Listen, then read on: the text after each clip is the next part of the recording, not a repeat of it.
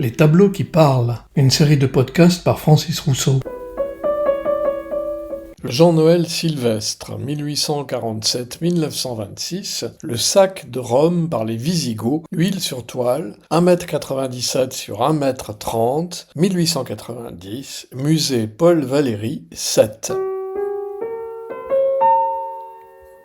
Alors non, ce n'est ni un sac Prada, ni un sac Gucci, ni un sac Armani. Pas même un sac Chanel. Ma mère m'appelait Moule, ce qui en allemand veut dire petit âne, parce qu'elle trouvait que j'étais stupide. Et d'autant plus qu'il y a eu 2 sacs de Rome. Oh mon Dieu! Et oui, celui de 410 par les Visigoths, un petit sac en osier qui dura 3 jours, du 24 au 28 août 410, et celui de 1527, appelé le Grand Sac, car il dura pas moins de 10 mois, de mai 1527 à février 1528. Une sorte de gros cabas. À roulette même. Inch'Allah, Ali Baba, Ali Ali Ali Ali Baba, Ali Baba, Ali Ali Ali Ali Baba, Baba, Baba. Celui qui est représenté ici par le peintre pompier Biterrois est le premier, donc. Petit sac de 410, c'est une entreprise de destruction systématique par les barbares de ce qu'il restait de la civilisation romaine antique, déjà passablement niquée par le christianisme. En plus, elle est mal élevée. Pour certains, qui aiment bien les frontières historiques, le petit sac marque même le passage entre l'Antiquité et le Moyen-Âge. Il est l'or, Monseigneur, il est 8 heures. Il en manque une. Vous êtes sort? Tout à fait ça. Ah ben ça alors. Le Grand Sac, lui, est un événement militaire et politique mené par les troupes mutinées de lansquenets allemands luthériens, se révoltant au sujet de salaires impayés par le pape. Appartenant à Charles Quint, roi d'Espagne, mais surtout empereur du Saint-Empire romain germanique, les lansquenets vont faire tourner cette grève à la rixe et vont permettre aux grandes maisons d'alors, des Habsbourg et des Valois, de se guerroyer le pompon entre cousins de façon efficace dans le dos du pape Jules de Médicis, alias Clément VII, un sacré loustic celui-là aussi. Je vois 2 grandes maisons, la maison des Atreides et la maison des Harkonnen en conflit. Je vous vois, vous, derrière tout cela. Il faut nous révéler tout. Mais qu'y a-t-il de commun entre ces 2 sacs, me direz-vous? Ben, la poignée, justement. Je veux dire le pillage de la capitale du monde antique pour les uns, de la ville éternelle pour les autres. Et que vont-ils donc piller dans ces sacs? Ou plutôt, pendant ces sacs? Ben, un peu de tout. Pendant le petit sac, les Huns, alliés aux Visigoths et autres barbaresques, mais aussi à Théodose, l'empereur romain de Constantinople, profitèrent de la circonstance pour laisser traîner leurs mains et leurs pieds un peu partout, comme on peut le voir ici. Oh mon Dieu! Vraiment sans façon. On ne compta plus les viols de matrones, et même de matrons d'ailleurs, qui finirent par apporter un peu de sang neuf, venu de l'Est, à toute cette romanité, déjà confite, malgré 4 siècles d'existence seulement, dans la papauté. L'Empire est alors tellement vaste que les troupes trop occupées à en défendre les confins délaissent la capitale quasiment à l'abandon. Rome est pillée pendant 3 jours entiers, à commencer par les demeures sénatoriales. Les archives impériales, qui couvraient 4 siècles, d'Auguste à Théodose Ier, sont aussi détruites. De nombreuses œuvres d'art, des statues notamment, furent détruites ou mutilées, comme on le voit ici, avec ce Visigoth se lançant à l'assaut d'une statue d'un puissant César, Caligula ou Néron sans doute, pour lui arracher la tête, soutenu par un audacieux ostrogoth aux mains fermes, sous l'œil attentif d'un Gaulois casqué du même bibi ailé qu'Astérix. Et oui, visiblement, il y avait aussi du Gaulois dans ce sac. Eh ben oui, non? Eh oui, c'est comme moi quand je suis dans ma cuisine. J'ose plus dire que je vais battre les jaunes. D'ailleurs, je dis plus non plus que je vais monter les blancs. Bon. Les Visigoths et les Ostrogoths assiégèrent-ils réellement en si légère tenue? On peut en douter, mais c'est la vision que le XIXe siècle aimait en donner. En tout cas, nus ou pas nus, les bibliothèques sont incendiées et les enseignants assassinés. Beaucoup de Romains s'enfuient aux confins de l'Empire, en Afrique romaine, en Égypte et en Judée en l'occurrence. Alaric quitte finalement la ville en emmenant avec lui Galla Placidia, la sœur de l'empereur, mais non pas en croupe sur son cheval, comme le veut la légende, mais dans un un char fermé, ce qui n'est peut-être pas mieux.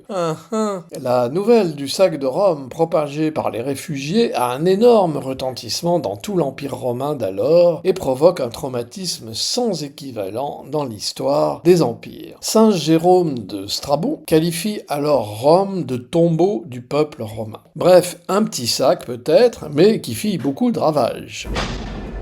Je n'ai rien dit. Je ne suis pas là.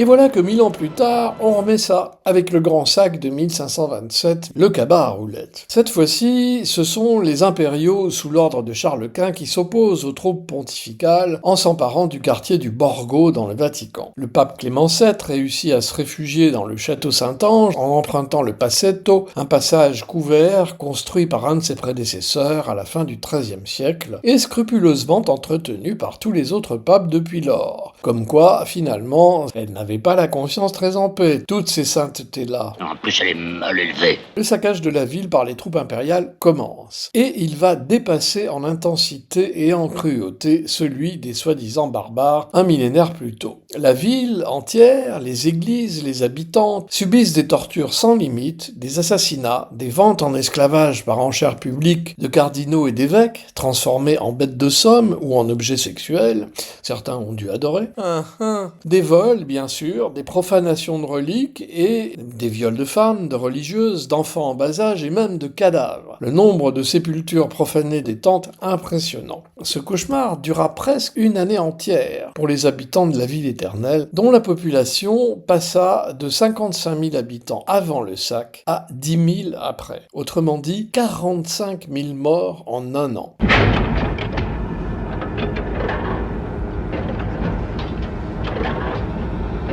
Et maintenant ? En raison des cadavres que personne n'enterrait et qui pourrissaient par centaines en pleine rue, la peste se déclara, touchant aussi bien les Romains que la troupe impériale. Et comme si cela ne suffisait pas, la famine se déclara et des actes d'anthropophagie se produisirent.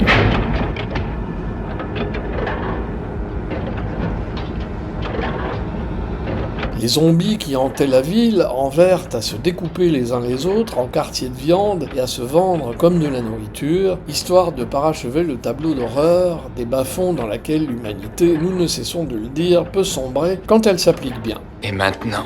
Un peu avant Noël 1527, le pape qui résidait toujours au château Saint-Ange, se nourrissant exclusivement de fruits, lui, et ne recevant personne dans la hantise d'attraper la peste, quitta clandestinement le château pour Orvieto avant de se résoudre à signer une capitulation avec le prince d'Orange et les chefs des troupes impériales. Finalement, en février 1528, Rome, la ville de tous les pouvoirs et de toutes les ambitions, devenue un tas de ruines fumantes et nauséabonde, est définitivement évacuée. On dira ce qu'on voudra, mais ça fait tout de même cher pour une addition non payée.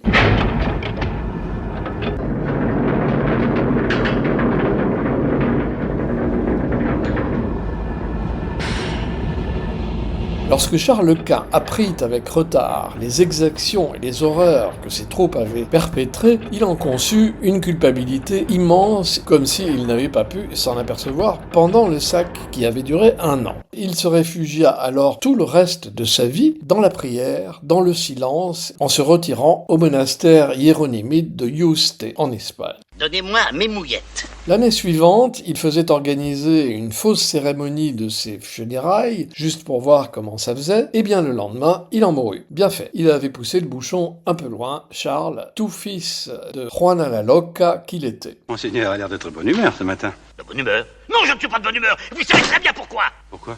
Pourquoi? Parce qu'il y a bam bam bam bam bam et On peut dire qu'il nous en a fait tout un sac.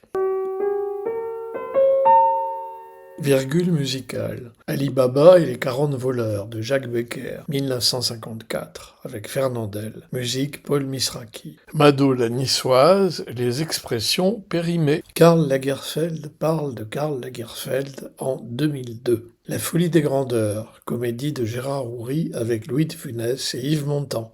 Dune, film de David Lynch d'après le roman de Frank Herbert, 1984.